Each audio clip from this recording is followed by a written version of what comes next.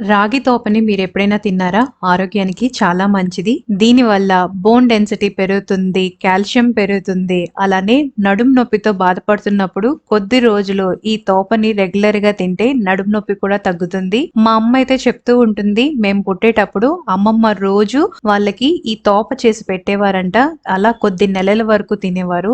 బాలింతలు ఇది తినటం వల్ల వాళ్ళకి పాలు బాగా పడతాయి. అలానే శరీరానికి కూడా మంచి శక్తి వస్తుంది. ఇది చేసుకోవటానికి ముప్పావు కప్పు తురిమిన బెల్లం, ఒక గ్లాసుడు నీళ్లు, చిటికెడంత ఉప్పుని వేసి బెల్లం అంతా నీటిగా కరిగి వాటర్ బాగా మరిగాక ఫ్లేమ్ ని లోకి అడ్జస్ట్ చేసి బెల్లం తీసుకున్న కప్పు సైజ్ తో 1.5 కప్పు రాగి పిండిని వేసి ఉండలు లేకుండా కలుపుతూనే ఉండాలి. ఇలా నీటిగా మొత్తం కలిపిన తర్వాత ఇందులో 1 టేబుల్ స్పూన్ కాచి చల్లార్చిన నువ్వుల నూనె వేస్తున్నాను. మీరు నెయ్యిని కూడా వాడచ్చు. ఇలా ఉండలా ఫామ్ అయ్యాక స్టవ్ ను ఆపేయండి. దీన్ని వేడిగా ఉన్నప్పుడే తినేయండి. మా ఇంట్లో ఎప్పుడో ఒకసారి ఉప్మా చేస్తే ఎందుకు ఉప్మా చేశానని ఎన్నో క్వశ్చన్స్ వేసేవారు. అండ్ సరిగ్గా తినేవాళ్ళు కూడా కాదు. అండ్ ఆ ఉప్మా నేనే తినాల్సి వచ్చేది.